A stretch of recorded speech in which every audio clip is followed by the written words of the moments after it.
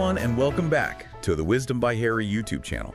My name is Harry. And I'm Mary. We're so excited to have you here today for another fascinating episode. Today our topic is learning English with baseball.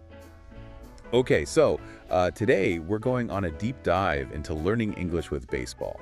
You ready to learn some cool new words and phrases? You bet. It's amazing how a game like baseball can teach us so much about the English language. I know, right? It's like a secret code that unlocks a whole new level of understanding. Exactly. And even if you're not a big baseball fan, these phrases are used all the time in everyday conversations. So it's like learning a secret language that everyone already knows. That's a great way to put it. It's like a hidden treasure waiting to be discovered. Okay, so let's imagine we're at a big baseball game. The crowd is going wild, and everyone is standing up to sing a special song. What's that song called? That's the national anthem. It's a song that celebrates each country, kind of like a musical salute to the nation. Oh, like a song that makes everyone feel proud and united. Exactly. It's a powerful moment that brings everyone together before the game begins. And it's interesting to note that people often mix it up with the national hymn, which is a totally different type of song. So what's the difference between an anthem and a hymn? Well, an anthem is usually a more upbeat and powerful song meant to inspire and unite people. A hymn, on the other hand, is more like a prayer or a song of worship, often sung in a church or religious setting. Ah, so the national anthem is like a song that pumps everyone up for the game. Precisely. It sets the stage for a thrilling competition and gets everyone excited for what's to come. Okay, so the national anthem is done, everyone's pumped up, and now it's time for the game to begin. The pitcher steps up to throw the ball. But why do they say wind up like an old toy? That's a great question. Imagine you have a toy car that you need to wind up before it goes. The pitcher does something similar with their arm. They swing it back in a circular motion to build up power before throwing the ball. Oh, so it's like storing up energy to make the ball go really fast. Exactly. And you know what's cool? We use this phrase wind up, even when we're not talking about baseball. Really? Like when? Think about it like this. If you have a big presentation at school and you're preparing for it, you're winding up to deliver a great speech. You're getting yourself ready and building up the energy to do your best. Oh, I get it. So wind up can mean getting ready for something important, even if it's not throwing a baseball. You got it. It's all about preparation and building up to something big. Okay, so the pitcher winds up and throws the ball. And if the batter hits it really, really far and scores a point, what do they call that? That's called hitting a home run. It's the ultimate goal in baseball, like scoring a big victory. Wow, a home run. It sounds like something to celebrate. It definitely is. And just like on the baseball field, we use the phrase hit a home run in other parts of life too. Oh, really? Tell me more. Imagine you're working on a school project and you put in a lot of effort and creativity. If you do an amazing job and everyone loves it, you could say you hit a home run with your project. So hitting a home run means achieving a big success in any area of life, not just baseball. Exactly. It's about going above and beyond and exceeding expectations. Cool. So even if I never play baseball, I can still use this phrase to describe something amazing that I've accomplished. Precisely. It's a powerful way to express success and celebrate achievements. But what about when things don't go so well? Like if the batter swings and misses the ball completely. That's called a strike. It's like making a mistake or missing an opportunity. So it's like, oops, I messed up. Yeah, kind of. In baseball, you get 3 strikes before you're out. And sometimes in life, we use strike to talk about making mistakes too. Like, okay, I made a mistake, this strike 1, but I still have 2 more chances to get it right. You got it. It's a way of acknowledging that we don't always succeed on the first try, but we can learn from our mistakes and keep trying. Okay, so what about a curveball? Is that like a special kind of throw? It is. A curveball is a tricky pitch that bends in the air, making it hard for the batter to hit. It's like a surprise that throws him off guard. Oh, so it's like when you think you know what's coming, but then something unexpected happens. Exactly. And just like in baseball, life throws us curveballs all the time. These are the unexpected challenges or changes that we have to deal with. Like if you think you're gonna have a pizza party, but then your mom says you're having salad instead. That's a great example. That's definitely a curveball. The curveball can describe anything that surprises us or changes our plans, even if it's not about baseball. You nailed it. It's a great word to have in your vocabulary to describe those unexpected twists and turns in life. Okay, so we've talked about home runs, strikes, and curveballs. Are there any other baseball words that we can use in everyday conversations? Of course. Baseball has given us a whole bunch of phrases that have become part of our everyday language. Cool. Let's hear them. All right, how about this one? Ballpark figure. Have you ever heard that phrase before? Not really. What does it mean? A ballpark figure is like a guess, but it's a smart guess based on what you already know. Imagine you're trying to figure out how many candies are in a jar. You might look at the size of the jar and the size of the candies and say, I think there are about 200 candies in there, give or take a few. That's your ballpark figure. Oh, so it's not an exact number, but it's close enough to give you a good idea. Exactly. It's like saying, I'm not sure of the exact amount, but it's somewhere around this range. That's really useful. Like if someone asks me how long it takes to walk to school, I can give them a ballpark figure based on how far away it is. You got it. It's a handy phrase for estimating things without needing to know the exact number. Okay, that's ballpark figure. What else you got? All right, how about this? Right off the bat. Who? Okay. Now, in baseball, when a batter hits the ball right off the bat, it means they hit it immediately as soon as the pitcher throws it. Oh, so it means something happens quickly without any hesitation. Exactly. You're absolutely right. It's like saying, boom, it happened just like that. So if I say, right off the bat, I knew this deep dive was going to be awesome, it means I knew it right away as soon as we started talking about baseball. Precisely. You had that feeling instantly, like a batter hitting the ball right off the bat. I love it. It's a much more exciting way to say immediately or right away. It is, and that's what's so cool about these baseball phrases. They add a bit of energy and flavor to our language. Okay, ballpark figure and right off the bat. Those are great. What else is there? Let's talk about going to bat for someone. Ooh, that sounds interesting. In baseball, this means a teammate steps in to help another player, like a friend, coming to your rescue. So it's like when your friend helps you out with a problem or defends you when someone is being mean. That's exactly it. You're sticking up for them just like a good teammate would. So if my friend is having trouble with their homework and I help them out, I'm going to bat for them. You got it. You're being a true friend and supporting them when they need it most. I like that. It makes me feel like a superhero swooping in to save the day. That's a great way to think about it. It's all about being there for your friends and helping them out when they need it. Okay, going to bat for someone? That's another winner. Any more?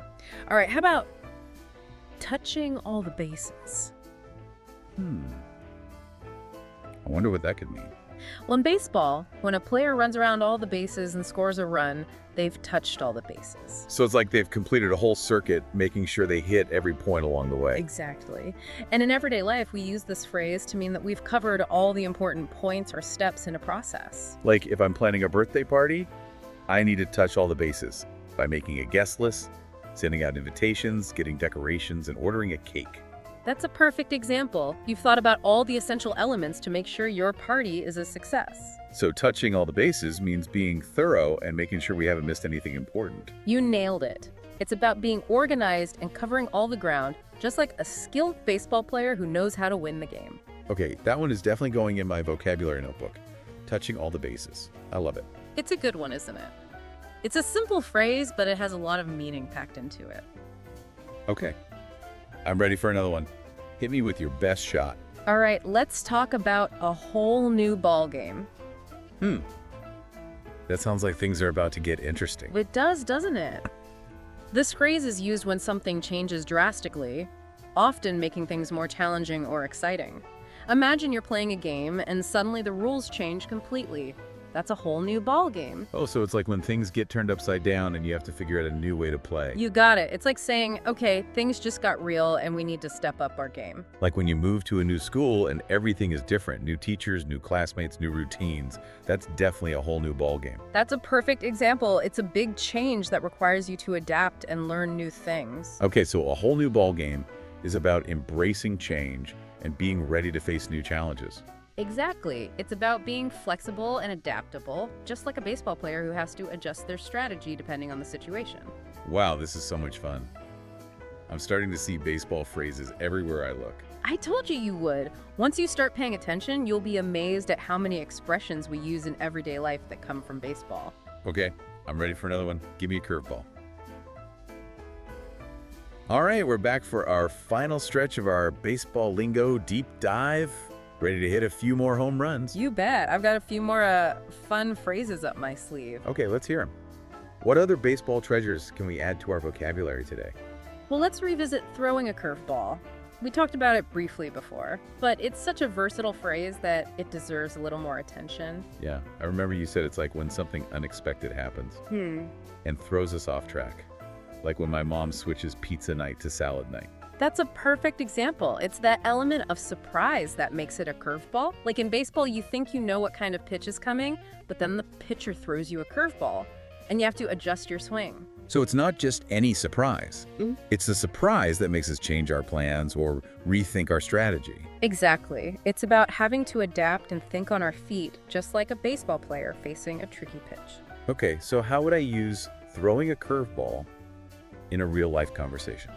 Let's say you're working on a school project and you've planned everything out perfectly, but then your teacher announces a new requirement that changes everything.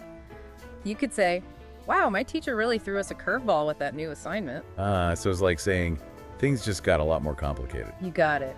It's a vivid way to express that something unexpected has happened, and now you need to find a new approach. I like that.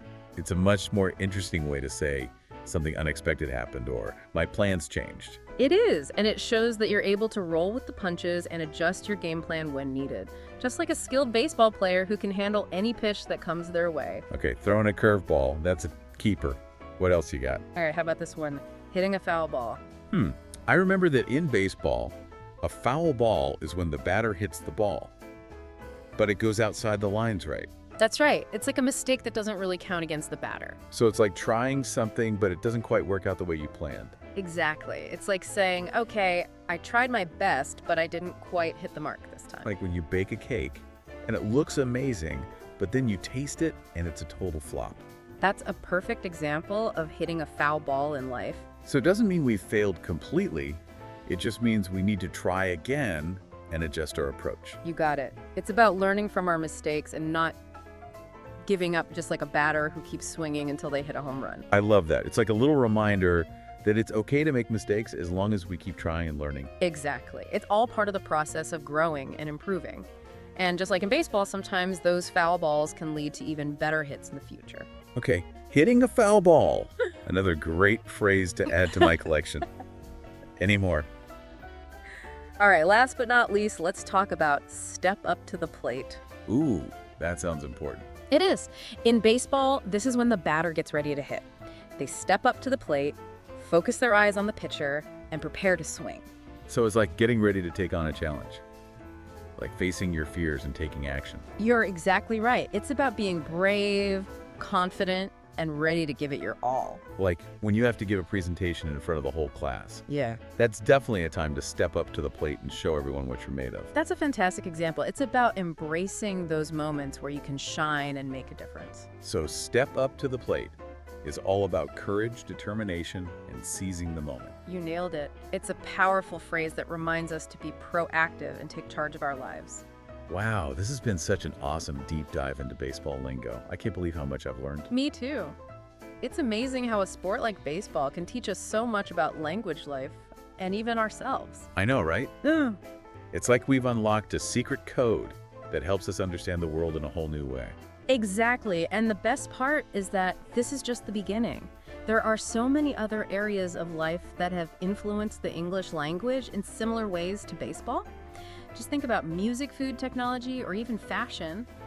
They all have their own unique slang and expressions that have become part of our everyday conversations. That's a great point. It's like a whole world of linguistic adventures waiting to be explored. Precisely. So keep your ears open and your mind curious, and you'll be amazed at the hidden connections you'll discover in the English language.